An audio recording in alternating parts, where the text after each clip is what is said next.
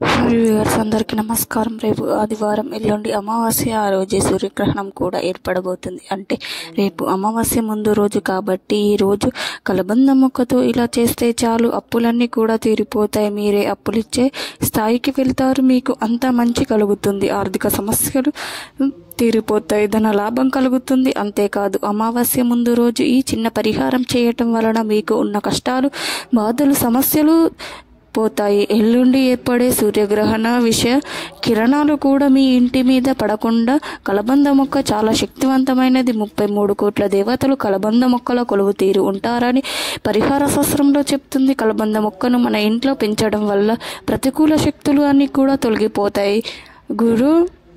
కుల శక్తి మీ ఇంట్లో ప్రవేశిస్తుంది. ఆరోగ్యపరంగా కలబంద మొక్కలో ఉండే పోషకాలు మనకు చాలా రకాలుగా మేలు చేస్తాయి. కలబందకు దృష్ట శక్తులను ఆకర్షించే సామర్థ్యం ఉంటుందని నమ్ముతూ ఉంటారు. ఈ మొక్కను గాలిని మాత్రమే వినియోగిస్తూ నీరు లేకుండా కూడా ఎక్కువ రోజులు బతికే మొక్క ఇది. బ్రతుకుతూ ఉంటుంది. వాస్తుపరంగా కలబంద మొక్కను అదృష్ట మొక్కగా అంటారు. ఈ మొక్కలో మనిషి జీవితంలో వచ్చే సమస్యలను కూడా తొలగిపోతాయని కలబంద మొక్కను ఏ దిశలో అయినా సరే నాటవచ్చు. ఇంటిలో కలబంద మొక్కను అతీంద్రియ శక్తులు కలిగి ఉంటుంది. మనకు ఉన్న ఆర్థికంగా ఉన్న ఆర్థిక సమస్యలను తొలగింప శక్తి కలబంద మొక్కకు ఉంటుంది. చాలా మందికి ధన సమస్యలు ఉంటాయి. ఈ రోజుల్లో చాలా మంది ధనం సరిపోక అప్పులు చేస్తూ ఉంటారు. కానీ ఒకసారి అప్పులు చేయటం అలవాటు అయ్యాక ఇక అప్పుల మీద అప్పులు చేస్తూ ఉండిపోతూ ఉంటారు. చివరికి అప్పులు తీర్చలేక సతమతమైపోతూ ఉంటారు. అప్పుల బాధ నుండి బయటపడలేక ఆత్మహత్యలు చేసుకొని చనిపోతూ ఉంటారు. చాలామంది ఇలా ఉన్నారు. ఇలా తీవ్రమైన అప్పుల బాధలు ఉన్నవారు అమావాస్య ముందు రోజు చక్కగా కలబంద మొక్కతో ఒక పరిహారం చేస్తే చాలు, అప్పులన్నీ కూడా తీరిపోతాయి. మీరే అప్పులిచ్చే స్థాయికి వెళ్తారని పెద్దలు అంటున్నారు. మరి అమావాస్య ముందు రోజు కలబంద మొక్కతో ఏం చేస్తే మీ అప్పులు తీరిపోతాయి, ధన సమస్యలు తొలగిపోతాయి అనే విషయాన్ని ఇప్పుడు మనం ఈ వీడియోలో వివరంగా తెలుసుకుందాం. అంతకన్నా ముందు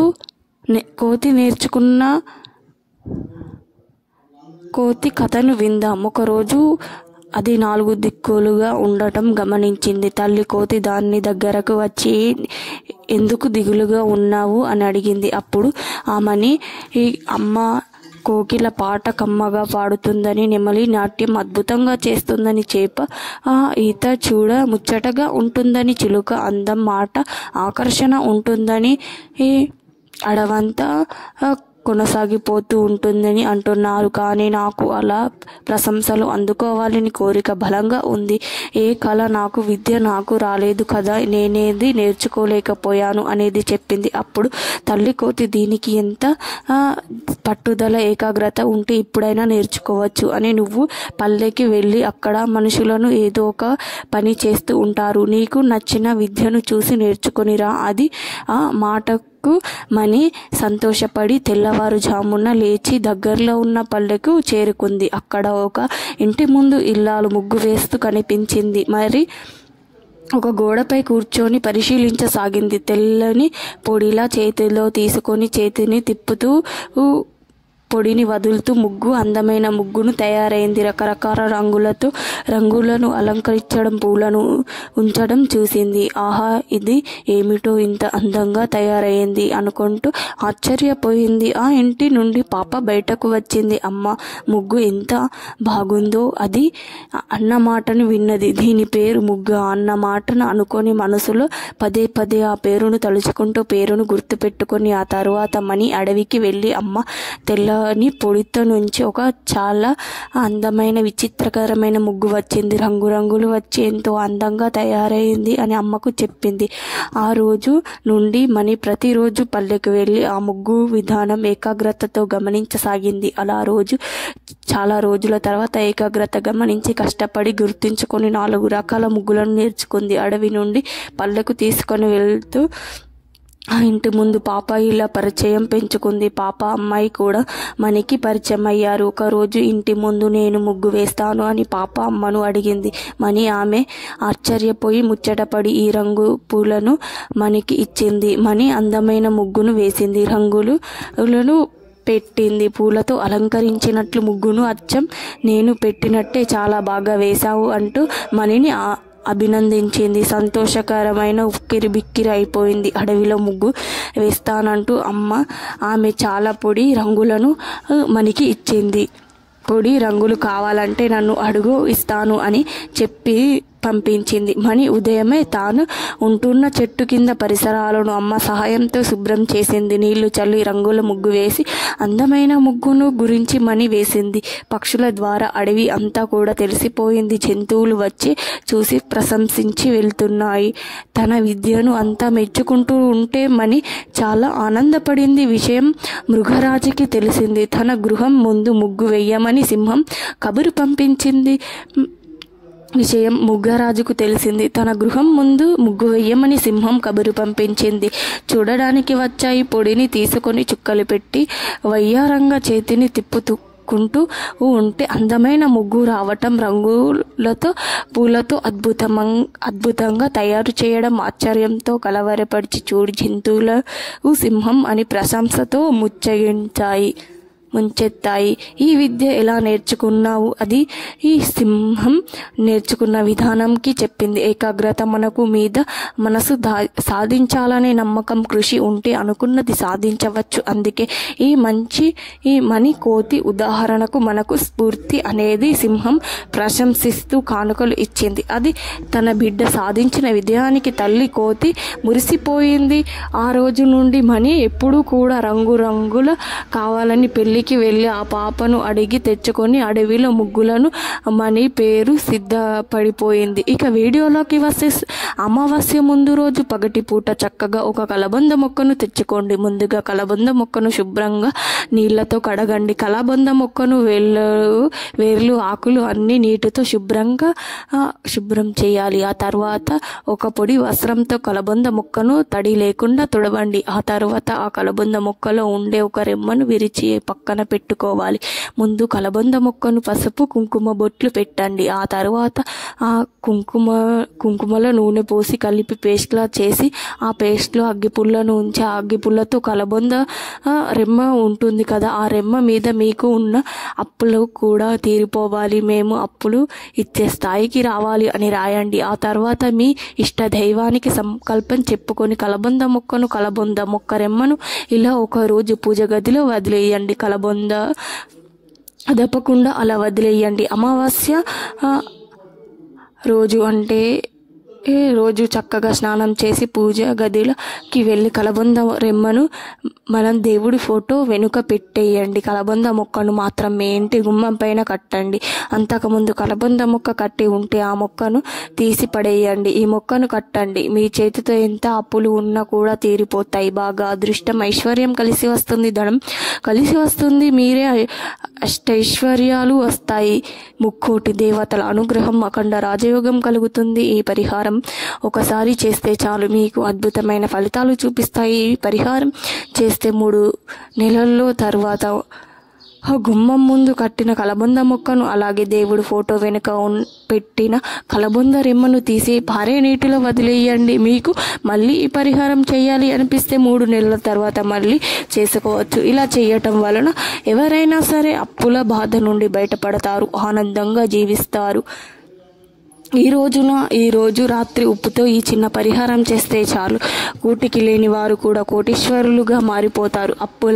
అప్పులన్నీ తీరిపోతాయి. మీరే అప్పులు ఇచ్చే స్థాయికి వెళ్తారు. చాలామంది అప్పులు ఉన్నాయని బాధపడిపోతూ ఉంటారు. అలా అప్పుల నుండి బాధపడుతున్న అమావాస్య ముందు రోజు రాత్రి ఉప్పుతో ఈ చిన్న పరిహారం చేయటం వలన చాలా అద్భుతమైన ఫలితాలు వస్తాయని పండితులు చెప్తున్నారు. ఉప్పు అందరికీ అందుబాటులోనే ఉంటుంది కనుక అందరూ కూడా ఈ పరిహారాన్ని చేసుకోవచ్చు. ఎక్కువగా అయితే ఉప్పు దానాల్లో ఉప్పు దానం ఒకటి ప్రజల్లో నమ్ముతూ ఉంటారు. దానాల్లో ఉప్పును దానం చేస్తూ ఉంటారు. ఉప్పుతో దృష్టి తీస్తే దుష్ట శక్తులు పోతాయని కూడా ప్రజలు నమ్ముతూ ఉంటారు. స్పష్టించడం అంటే ఒకసారి రహస్యంగా మరొకరికి చెప్పటమే అని అర్థం వస్తుంది.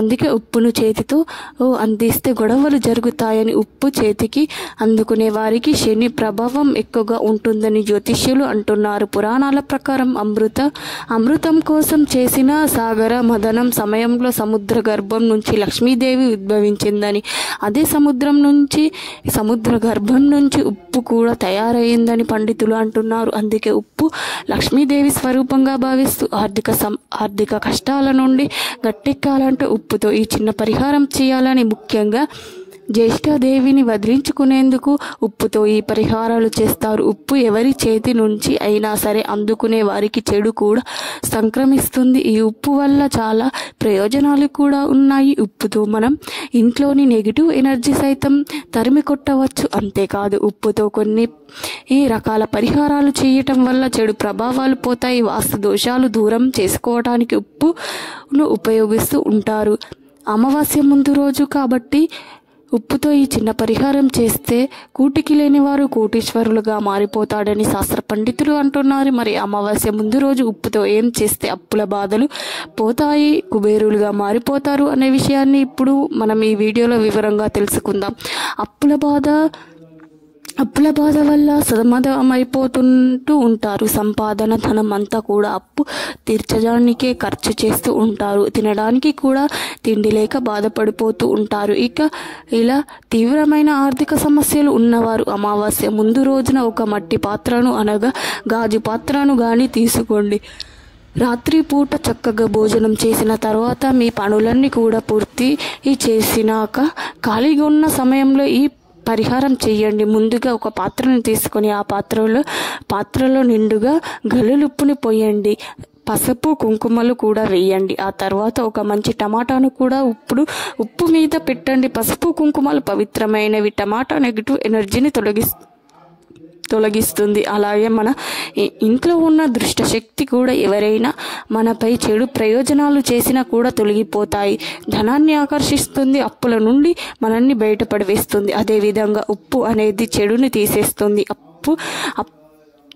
ఉప్పు అనేది లేకుంటే చేయలేము. ఉప్పు అనేది చాలా ఉపయోగపడుతుంది. వీటన్నిటిలోనూ ఉపయోగించిన పరిహారం చేస్తున్నాం కనుక ఖచ్చితంగా 100% ఫలితాలు వస్తాయి. కనుక ఫస్ట్ బౌల్ తీసుకొని దానిలో ఉప్పు, చిటికెడు పసుపును వేసి ఒక టమాటాను ఉప్పు మీద పెట్టి సంకల్పాన్ని చెప్పుకోండి. మీ ఇష్ట దైవానికి సంకల్పం చెప్పుకోండి. అమ్మ, మా అవసరం కోసం ఈ పరిహారం చేస్తూ ఉన్నాము. మాకు ఉన్న అప్పులు కష్టాలు అన్నీ తీరిపోవాలి. మాకు కష్టాలు తీరేలా నువ్వే చూడు తల్లి. మాకు తరతరానికి తరగని లోటు రాకుండా ఉండేలా చూసుకో తల్లి అని మీకు తోచిన విధంగా సంకల్పం చెప్పుకోండి. ఆ తర్వాత ఉప్పు పాత్రను వంటగదిలో కానీ పెట్టండి. ఈ 2 చోట్లను ఒక మూలన ఎవరికి కనిపించకుండా ఉండేలా పెట్టండి. అలా పెట్టిన ఆ రోజు అంతా వదిలివేయండి. మరునాడు కూడా దాన్ని కదపగద్దు. అమావాస్య రోజు రాత్రి కూడా ఈ ఉప్పును కదపకండి. అలా వదిలేయండి. మళ్ళీ అమావాస్య రోజు ప్రదేశంలో పడవేయండి. ఎవరు తిరగని ప్రదేశంలో పడవేయండి. ఆ తర్వాత వెనక్కి తిరిగి చూడకుండా ఇంటికి వచ్చి కాళ్ళు చేతులు కడుక్కొని లోపలికి రండి. అమావాస్య ముందు రోజు ఈ పరిహారం చేస్తే 21 రోజుల్లో లేదా కానీ 11 రోజుల్లో కానీ 3 రోజుల్లో కానీ అప్పులు తీరే మార్గాలు తెలుస్తాయి. మీరు అప్పులు నుండి బయటపడగలుగుతారు. అంతేకాకుండా ఈ పరిహారం వలన మీ ఇంట్లో ఉండే జ్యేష్ఠదేవి అంతా పోతుంది. అదేవిధంగా ఈ పరిహారం చేసి కలబంద మొక్కని పరిహారాన్ని చేయండి. కలబంద మొక్క మీ ఇంటి ముందు కట్టి శుభ ఫలితాలను పొందండి. సంతోషంగా జీవించండి. మా వీడియో నచ్చితే లైక్ చేయండి, షేర్ చేయండి. అలాగే మా ఛానల్ని సబ్స్క్రైబ్ చేసుకోండి. మీ అందరికీ ధన్యవాదములు.